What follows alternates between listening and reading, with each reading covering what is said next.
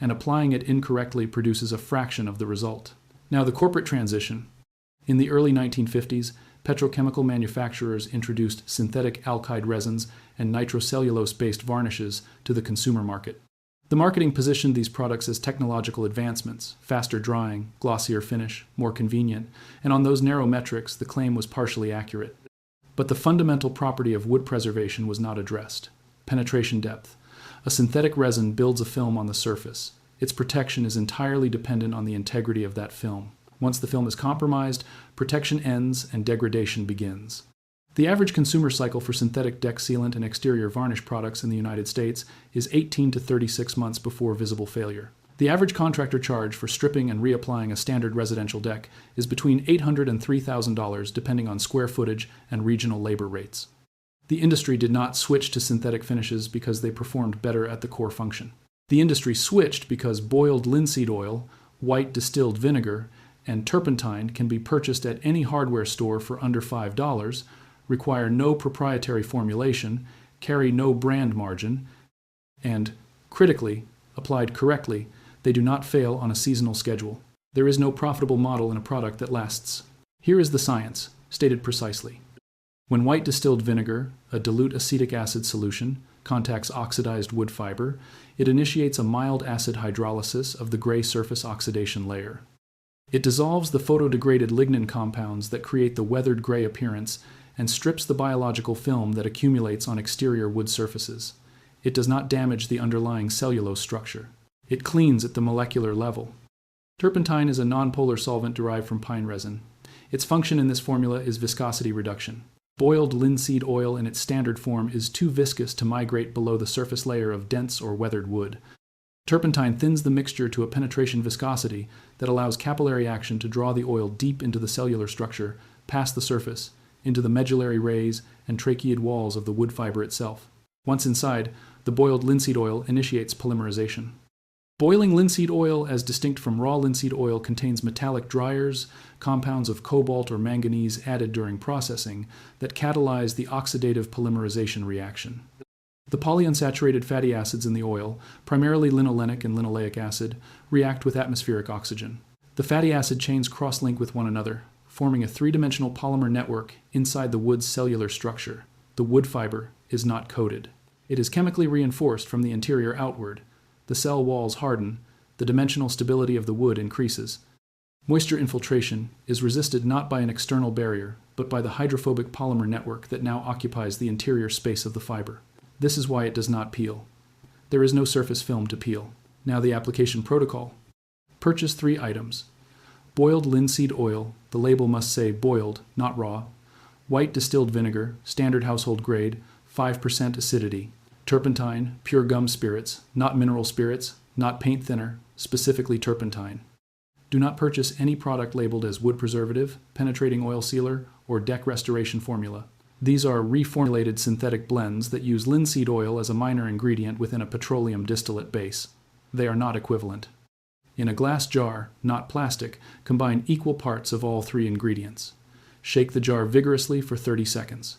The mixture will emulsify into a cloudy golden liquid. This emulsification is the working state.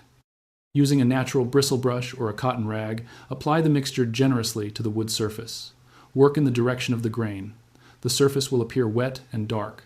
Allow it to penetrate for 15 minutes. At 15 minutes, take a clean, dry cotton rag and wipe away all excess liquid from the surface.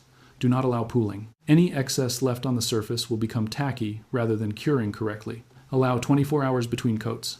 Apply a second coat using the identical protocol. For severely weathered wood, a third coat applied at 48 hours is appropriate. The wood will cure to a matte, natural finish within 72 hours of the final coat. Now, the safety warning. This is not optional information. Rags and applicator materials saturated with boiled linseed oil are a documented spontaneous combustion hazard. As the oil polymerizes, the oxidation reaction is exothermic. A pile of oil-soaked rags generates heat as it cures. In a compressed or folded configuration, that heat cannot dissipate.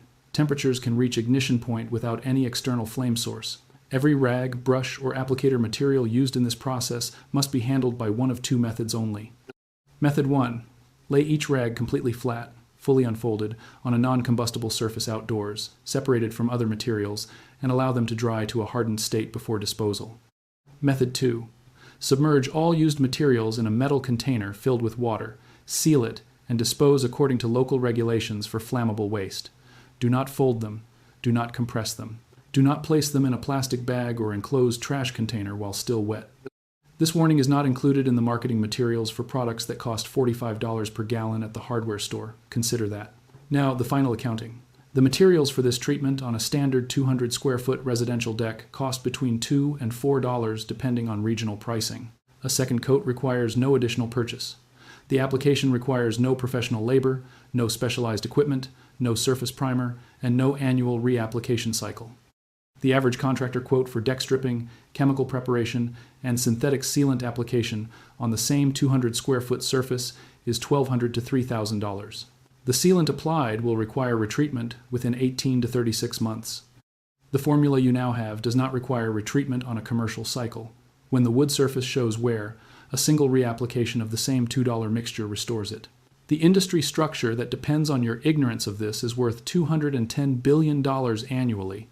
That structure is intact only because the information cycle that would distribute this knowledge has been commercially displaced by the same industry it would undermine. The information is not classified. It is simply unprofitable to distribute. Share this, not as a novelty, as a correction to a documented market distortion that has been extracting money from homeowners since the synthetic revolution of the 1950s. Subscribe if you understand that the most valuable information is the information that has been made economically inconvenient to reach you. The next blueprint opens soon. What is inside is heavier than this. There is a number that defines the scale of the deception. $210 billion. That is the current annual valuation of the home restoration and petrochemical finishing industry in the United States. And to sustain that number, one formula had to disappear. Not because it failed, because it worked too well. Welcome to the buried blueprint. If you believe that what corporations bury is more valuable than what they sell, subscribe now and hit the bell. What follows is not opinion. It is chemistry, history, and the documented logic of profit. Let us begin with the wood on your deck. Look at it closely. That gray, cracked, oxidized surface is not old age. It is the result of a specific market strategy. The cracking you see is polyurethane failure, a synthetic polymer shell that sits on top of the wood's surface like a plastic membrane. When ultraviolet radiation degrades the crosslinks in that polymer, the shell fractures. Moisture enters the gap between the coating and the wood fiber. Trapped beneath an impermeable layer, that moisture cannot escape. It begins the process of cellular decomposition. The wood does not rot because it is old. The wood rots because the products sold to protect it created the exact conditions required for rot to accelerate. That is not a flaw in the design, it is the design. Now here is the alternative. A glass jar, 3 ingredients, a total cost of $2.30 at any hardware store in the country. Equal parts boiled linseed oil, white distilled vinegar, and turpentine. This is not a folk remedy. This is the industry standard that predated the synthetic revolution, and the reason it was buried is straightforward. It cannot be patented, it does not degrade on a seasonal cycle, and therefore it cannot generate the repeat purchase revenue that sustains a $210 billion market. The historical record is not ambiguous. Medieval cathedral builders in Germany used linseed oil preparations to preserve structural timber framing exposed to centuries of freeze-thaw cycles and moisture. British naval shipbuilders in the 17th and 18th centuries used boiled linseed oil as the primary penetrating treatment for below-the-waterline planking on warships, wood that was expected to resist saltwater immersion and compression without delamination. Victorian master cabinet makers across England and continental Europe used turpentine-thinned oil preparations as the foundational step before any surface finish, precisely because penetration, not surface coating, was understood to be the mechanism of preservation. The United States military applied linseed-based treatments to wooden field equipment and vehicle components in both World War I and World War II as a standard logistical protocol for preventing degradation in tropical and high-humidity combat environments. The formula worked. Across centuries, across climates, across use cases. The craftsmanship guilds of Northern Europe passed it through generations not out of tradition, but because nothing commercially available performed better. Then came 1950. Before I give you the exact application method, I need to tell you something important. This formula is one entry in a library of solutions that the restoration and construction industry has systematically replaced with engineered obsolescence. The complete buried blueprint vault, linked in the description below, contains dozens of documented guides covering wood, masonry, rust, mold, and structural moisture, each one drawn from pre-synthetic industrial practice. Check the link now. But stay here, because the application sequence for this formula is specific.